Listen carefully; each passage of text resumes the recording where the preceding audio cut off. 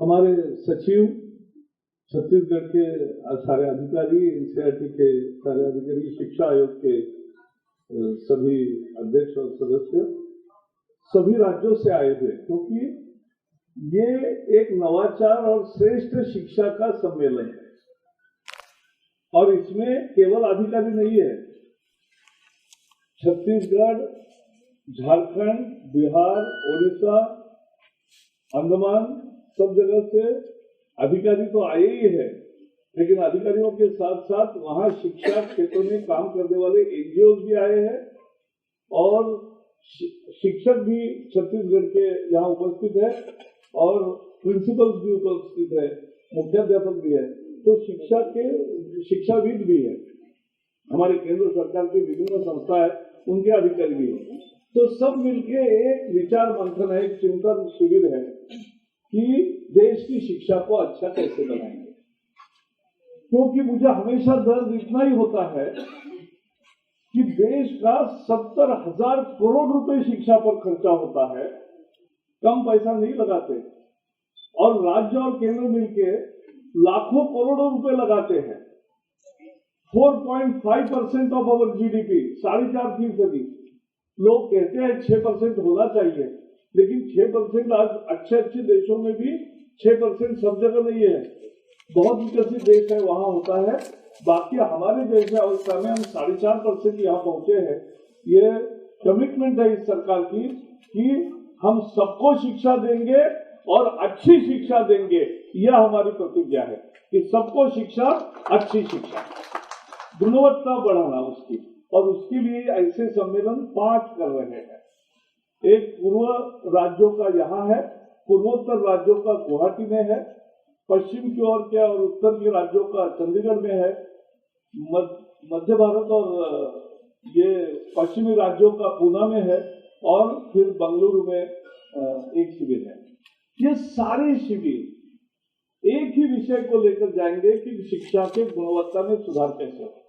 और हम मानते हैं कि हर एक राज्य कुछ न कुछ करता है, हर एक शिक्षक भी कुछ करते हैं, तो जो अच्छे प्रयास हो रहे हैं उन सबको इकट्ठा करके सबके सामने पेश करो, एक दूसरे से सीखे। वही सबसे बड़ी शिक्षा है, वही बड़ी प्रेरणा है। और इसलिए ये विचार मंथन जो होगा 10 दिन 5 शिविर, और इसका हमें बहुत लाभ होगा, क्योंकि हमने बाकी सारी नीतियां बनाई, बहुत निर्णय लिए हैं, वो मैं बताता हूँ, लेकिन उसको अब गुणवत्ता में सुधार में परिवर्तित करना है, तो हमें ये करना है। और इसलिए ये शिविर सबसे हमारी, और सरकारी स्कूलों की गुणवत्ता कैसे सुधरे, ये सबसे बड़ा चैलेंज है, सबसे बड़ा चैलेंज। अच्छा, और इसमें आज हर साल सरकारी स्कूलों में, ऑल इंडिया की मैं बात कर रहा हूँ, हर राज्य में ऐसी स्थिति नहीं है। यहाँ तो अच्छी शिक्षा सरकारी स्कूलों में भी होने के कारण अनेक प्राइवेट स्कूलों से बच्चे राजस्थान में, छत्तीसगढ़ में, महाराष्ट्र में, तेलंगाना में वापस आ रहे हैं सरकारी स्कूलों के तरफ। ये बहुत जबरदस्त सफलता होना चाहिए, और इसलिए सरकारी स्कूलों की गुणवत्ता सुधारना ये सबसे हमारा बड़ा चैलेंज है, और वो हमें करना चाहिए। और इसलिए हम सब स्टेक होल्डर्स, हमने 4 स्टेप्स उठाए हैं पिछले 1 साल में, 2 साल में, 3 साल में मोदी सरकार ने। पहले तो राइट टू एजुकेशन 2006 में आया, लेकिन 10 साल तक इसके लर्निंग आउटकम्स बने ही नहीं थे कि भाई पहली में बच्चे को परीक्षा तो खत्म हुई, पहली में एक बार बच्चा एडमिशन लिया तो वो 8वीं में पास होने का सवाल ही नहीं है, वो जाएगा ही 9वीं में।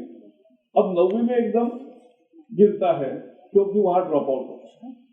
तो पहली से 8वीं तक अंशे प्रमोट करने का पॉलिसी आ गई, उसके बहुत कारण थे, उस विवाद में मैं नहीं जाता हूँ, मुद्दों में नहीं जाता हूँ, थोड़े तर्क भी थे, लेकिन समझो दिया तो उसका। लेकिन लर्निंग आउटकम कि भाई पहली में क्या आना चाहिए, गणित का, भाषा का, दूसरी में क्या आना चाहिए, तीसरी में क्या आना चाहिए, चौथी में क्या आना चाहिए, 5वीं में, 6वीं में, 7वीं में, 8वीं में, हर कक्षा में उसको क्या आना चाहिए, ये लर्निंग आउटकम है।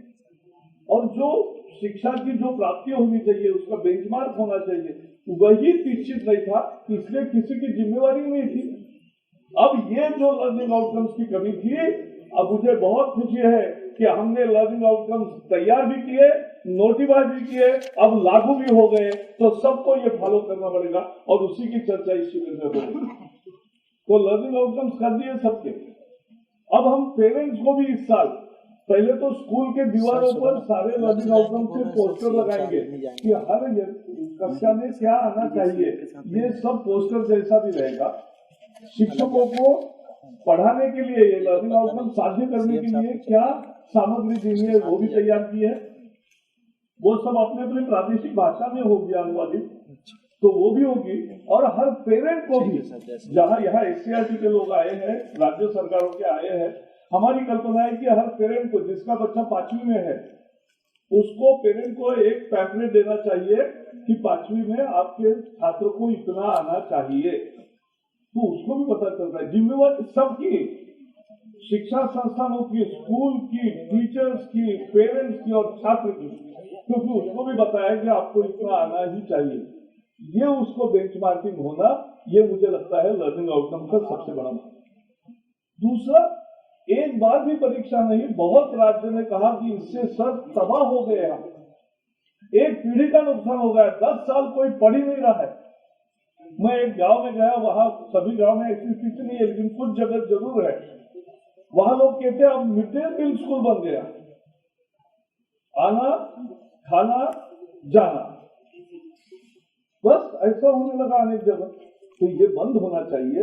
आना, सीखना, खाना, आना, खाना, सीखना और फिर जाना, ये होना चाहिए।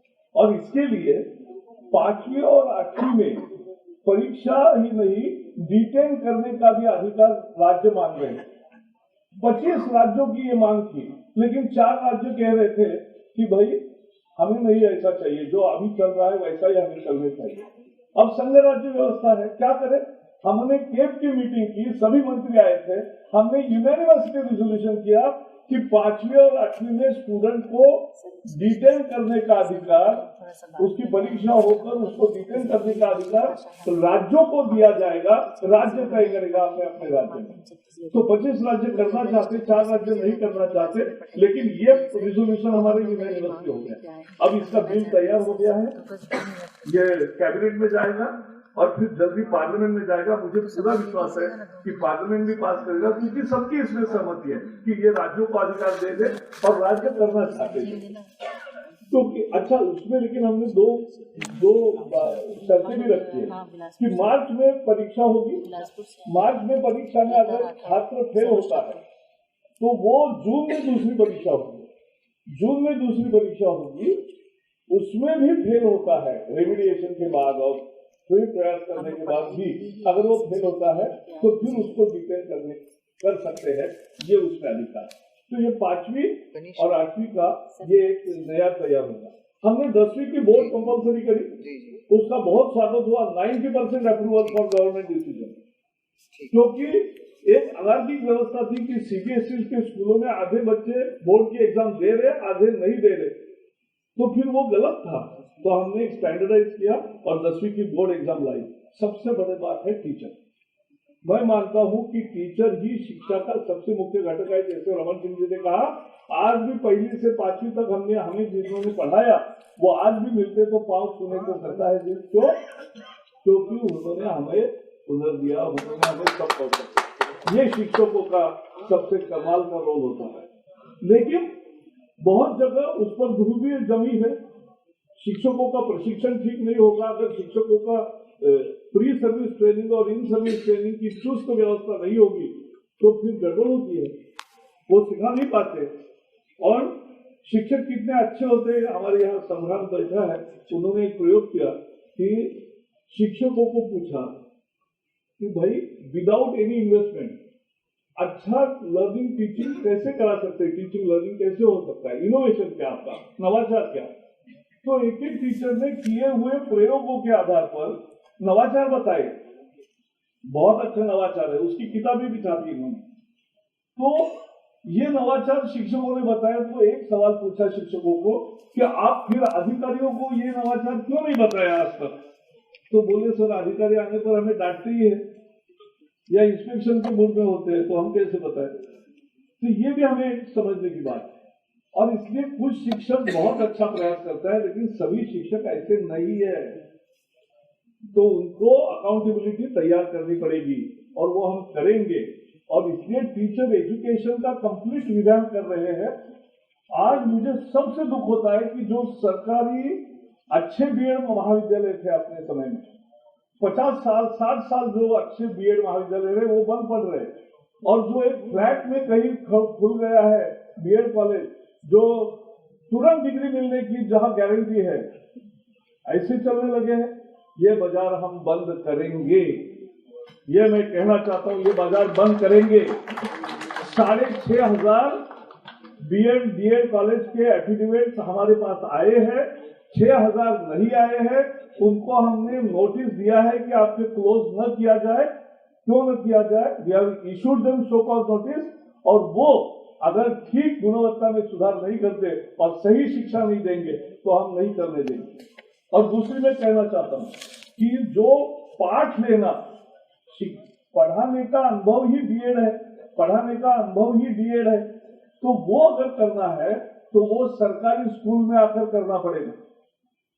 सरकारी स्कूल सब जगह है, और वहां में फीडबैक सरकारी स्कूल के एक मास्टर भी उसमें इवेल्युएटर रहेंगे, आपके संस्था का भी इवेल्युएटर रहेगा, और स्टूडेंट से भी हम फीडबैक लेंगे कि ये कैसे पढ़ा रहा है।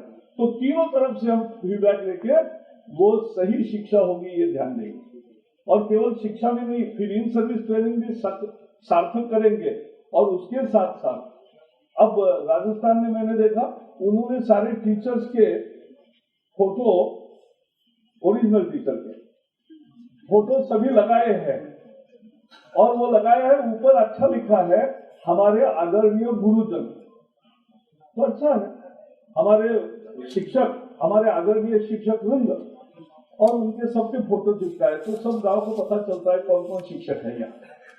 तो वो भी ठीक है, ये जरूरी है अकाउंटेबिलिटी की।